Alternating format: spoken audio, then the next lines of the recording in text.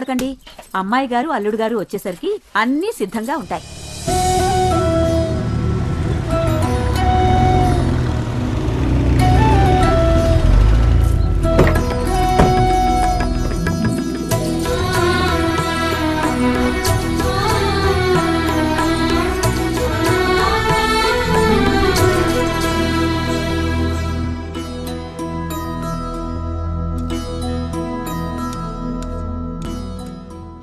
ఏమిటి భూపతి ఆ కథకడం?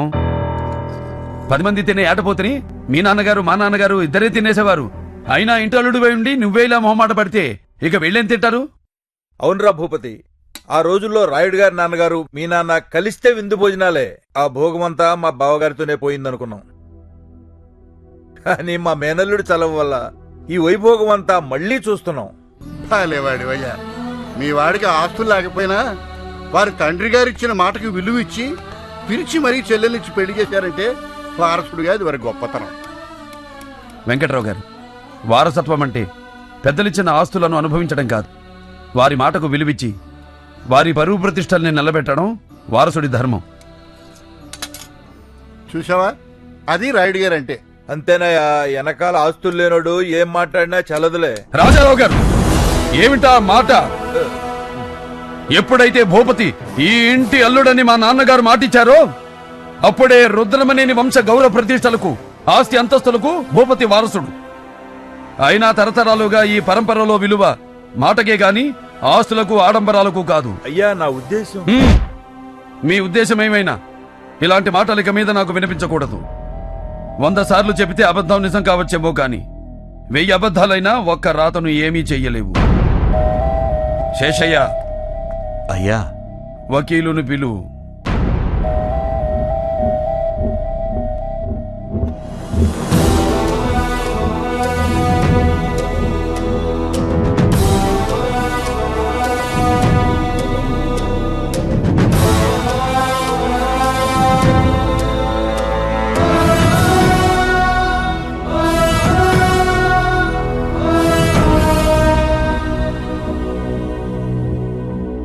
వకీలు గారు, అయ్యా, నేను చెప్పేది అక్షరం పొల్లు పోకుండా విల్లు రాయండి. రత్నగిరి సంస్థానాధీశులు మా రుద్రమనేని వంశం మూల పురుషులు రుద్రమనేని పాపారాయుడు గారి నుండి మొదలుకొని ఆయన కుమారుడు రామరాయుడు గారు, ఆయన కుమారుడు గణపతి రాయుడు గారు, ఆయన కుమారుడైన మా హయాం వరకు వివిధ సందర్భాల్లో జరిపిన దాన ధర్మాల అనంతరం మిగిలిన జమీ ఆస్తులు 1000 ఎకరాల మాగాణి, అందులో సగం నా తోడపుట్టిన నా చెల్లెలు జగదాంబకు పసుపు కుంకుమలుగా ఇస్తున్నాను. కన్న కూతురికి కూడా ఇలా పంపకం చేసిన వాడను మేం చూడలేదు రాయుడు గారు. ఇక మిగిలిన దానిలో 100 ఎకరాలు తరతరాలుగా మా వంశానికి ప్రేమాభిమానాలతో విశ్వాసంతో వెలకట్టలేని సేవలు చేస్తున్న మా శేషయ్య కుటుంబానికి. అయ్యా, ఆస్తులు మాకు పంపగా ఏంటయ్యా? లేదు శేషయ్య, మేము మా చెల్లెలకిచ్చి పంపినట్టే రేపు నువ్వు నీ కూతురికిచ్చి పంపాలి. రాయుడు గారు, పండగొచ్చినా పబ్బం వచ్చినా ఊరితో పాటు చుట్టుపక్కల గుళ్ళు గోపురాలు మీ వైపే చూస్తూ ఉంటాయి. మరి ముందు ముందు ఆ వైభవం చూస్తామంటారా?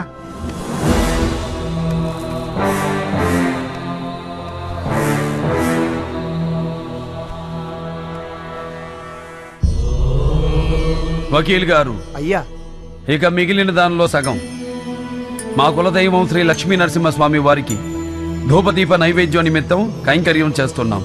రాయుడు, గంధర్వ మహల్ అంటే దాన ధర్మాలకు మారు పేరు అన్నమాట ఎప్పుడూ నిజం చేశావు. నీ తాతలు, నీ తండ్రి నీ భుజాల మీద మోపిన మీ వంశ ప్రతిష్టను ఆకాశం ఎత్తుకు తీసుకెళ్ళావు కదయ్యా. అవును రాయుడు గారు, వంశపారంపర్యాన్ని దైవ కార్యానికి ధారాతత్వం చెప్తున్నారంటే ఇంతకన్నా ధర్మం చూడలేమండి.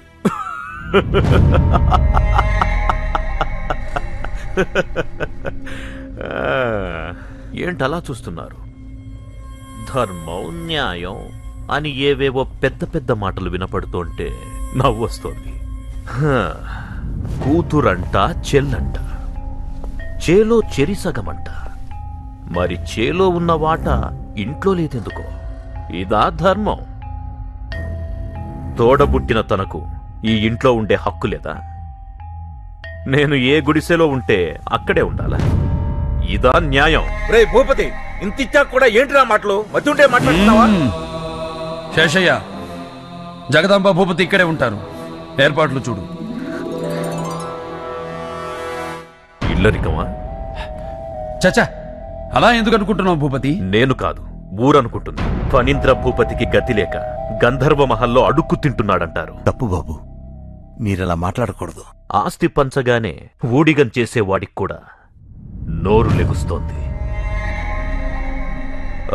అయినా నేనేమైనా నా కోసం అడిగానా? ఏమయ్యా పెద్ద మనిషి, ఏమిటయ్యా ఇతను మాట్లాడేది? రాయుడు గారి మహల్ని బట్టలు కొట్టి పట్టుకెళ్దాం అనుకుంటున్నాడా? అడుగుతున్నాడుగా, చెప్పరా. ఇందులో చెప్పేదే ఉంది. ఇంటి మధ్యలో గోడ కట్టి ఎవరి వాటాల్లో వాళ్ళు ఉంటే సరిపోతుంది. తప్పు తప్పు భూపతి, నువ్వు మాట్లాడేది తప్పు. బొంబులు తిరిగిన బ్రిటిష్ వాళ్ళు ఆక్రమించాలని చూసినా వాళ్ళ నీడను కూడా పడనిమని మా పూర్వీకుల పౌరుషానికి, ధైర్యానికి నిలువెత్తు సాక్ష్యం ఈ గంధర్వ మహల్. అలాంటి మహల్ను 2 భాగాలుగా విడగొట్టడం అంటే లేదు. నా కంఠంలో ఊపిరి పోయినా అది జరగదు. శేషయ్య, మనం తోట బంగ్లాకు పెడుతున్నాం. అన్నయ్య, అన్నయ్య, వద్దన్నయ్య, మీరు వెళ్ళొద్దన్నయ్య. మీ అన్నయ్య ఏం చేసినా నీ మంచి కోసమేగా. నీ సుఖం కంటే మాకేం కావాలి? నువ్వేంటి ఆడపడుచువి. ఇక్కడ నువ్వుంటే ఒకటి, మేముంటే ఒకటా చెప్పు. మీరు వెళ్తే నా మీద ఒట్టే అన్నయ్య. తప్పమ్మా. ఏమిటిది? నీ పాదాలు కందిపోతాయని చిన్నప్పటి నుంచి ఎత్తుకుని ఈ గుండెల మీద పెంచానమ్మా నేను. నీ నడక కూడా నా కాళ్లతో నడిచానని ఈ మహల్ నా మీద అలిగినట్టుందమ్మా. అందుకే వెళ్ళిపోమంటుంది. అయినా నేనెక్కడికి వెళ్తానమ్మా? నువ్వు పిలిస్తే కళ్ళు మూసి తెరిచేలోపు నీ ముందుంటాను. వస్తానమ్మా.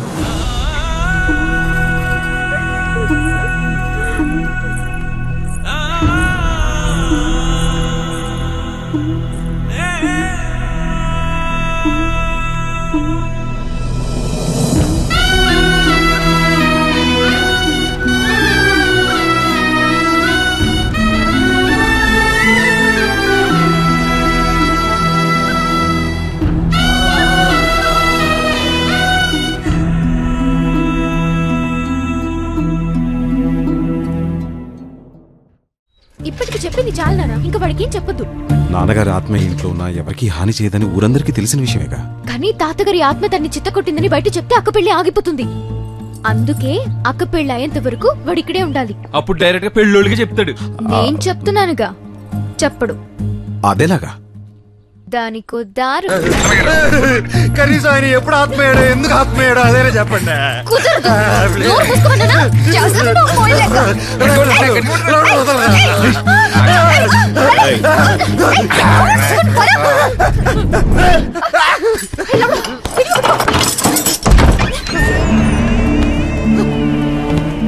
నాకు ఇప్పుడు అర్థమైంది. తల్లి గదిలో పెట్టి తానే చెప్పేస్తున్నారు. ప్లీజ్.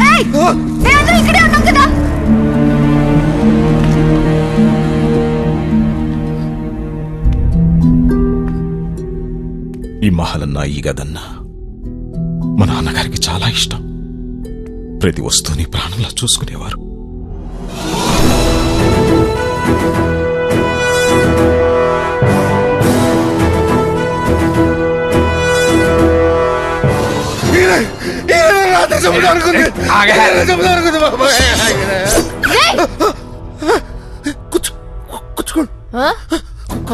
నడురా, నడు. ఆయన మీద ప్రమాణం చెయ్యి. ఏంటిది ప్రమాణమా? ఈయన మీద చెయ్యి. ఇదేమైనా న్యాయంగా ఉందండి? ఎవరైనా అమ్మ మీద, దేవుడి మీద ఒట్టేయబట్టారు, ఆత్మ మీద ఒట్టేయడం ఏంటంటే? నేను చెప్పింది చెప్పరా. విశాల పెళ్ళయ్యే వరకు, విశాల పెళ్ళయ్యే వరకు, విశాల పెళ్ళయ్యే వరకు ఈ ఇంటి కాంపౌండ్ దాటను. ఈ ఇంటి కాంపౌండ్ దాటను. మగ పెళ్లి వారికి, మగ పెళ్లి వారికి మీరు ఆత్మగా ఉన్నారని, మీరు ఆత్మగా ఉన్నారని నా నోటితో చెప్పను. నా నోటితో చెప్పను. ఇదే నా ప్రమాణం. చెప్పును. ఇదే నా ప్రమాణం. మహల్ మొత్తం మళ్ళీ కలకలలాడుతూ ఉండాలి.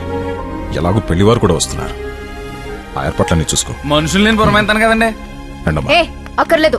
ఇంటి పనులు, పెళ్లి పనులు అన్ని వీడే చూస్తాడు. మరి నేనేం చేయనండి?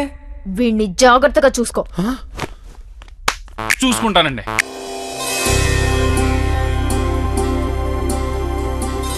అంతా సవ్యంగా జరిగేటట్టు చూడండి. అన్నయ్య పిల్లలు వచ్చినట్టున్నారు, దా రిసీవ్ చేసుకుందాం. నిన్ను వాణ్ణి చూసుకోమంటే వాడు నిన్ను చూసుకుంటున్నాడేంట్రా?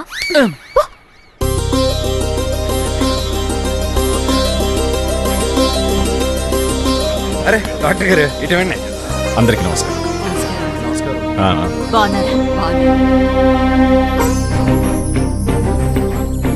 మీకేం కావాలన్నా మా వాళ్ళ రండి రండి.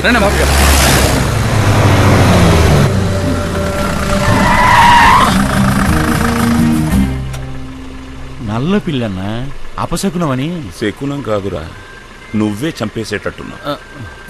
నీ వెధవ మూఢనమ్మకాలన్నీ నీ దగ్గర పెట్టుకో, నాకంట కట్ట. సిద్ధప్ప పెళ్ళికొచ్చావురా. రేయ్ ఆ తుపాకు లోపల పెట్టండి రా తెంగరనా. ఏరా తమ్ముడు, ఇదేనా రావడం? అవునక్క. హాయ్ మోయ. హాయ్ రిషి. రేయ్ సార్, నీ గెటప్కి నువ్వు చేసే పనికి సంబంధమే లేదు. ఎవడ్రా నువ్వు? ఆయనకి బాగా కావాల్సినండి. ఆడేవాడు. ఎంత మాట అనేసారండి బాబు? నరసింహారాయుడు గారండి. ఆయన పిడికిలి బిగిచ్చే ఒక గుద్దు గుద్దాడా ఏనువైనా సరే కుప్పగోలాల్సిందే. చాలా పవర్ఫుల్ అండి బాబు ఆయన. ఏమండి, ఆయన తెలియకుండా ఏదో మాట్లాడేశారు. మీరే పెద్ద మనసు చేసుకొని ఆయన ఎలాగైనా క్షమించండి ప్లీజ్ అండి. సిద్ధా అన్నా, వీడి గొడవేంట్రా? వాడు కొంచెం లూస్ అంకుల్.